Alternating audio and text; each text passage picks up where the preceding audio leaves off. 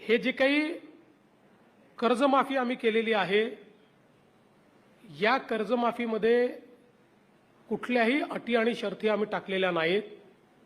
एकच अट जी आम्ही टाकलेली आहे ती विशेषतः महाराष्ट्रातली जी आमची बँकिंग सिस्टीम आहे आणि त्यातल्या त्यात आमच्या ज्या जिल्हा सहकारी बँका आहेत, या बँका टिकल्या पाहिजेत याकरता टाकलेली ती अट आहे की ज्याच्यामध्ये ज्यांना वारंवार माफी मिळालेली आहे त्यांच्याकरता याही वेळेस आम्ही माफी करणार आहोत, पण एका फिक्स्ड राशीपर्यंत त्यांची माफी करणार आहोत आणि उरलेले पैसे त्यांनी भरायचे आहेत।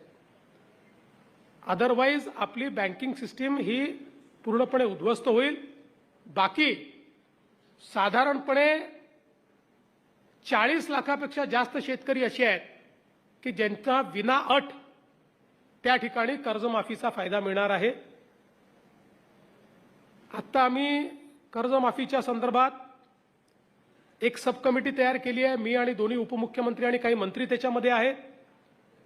ही कर्जमाफी जशी पुढे जाईल तशी त्यातल्या अडचणी लक्षात येतील, त्या अडचणी सोडवण्याची जी काही जबाबदारी आहे ती या कमिटीला देण्यात आलेली आहे।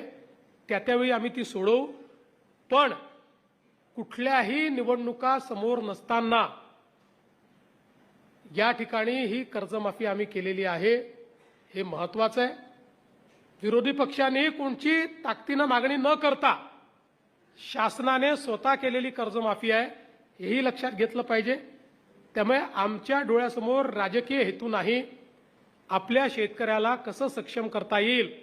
अन्यथा 2029 ची निवडणूक असल्यामुळे 2028च्या डिसेंबरलाही कर्जमाफी करता आली असती, पण ते आम्ही केलेलं नाही।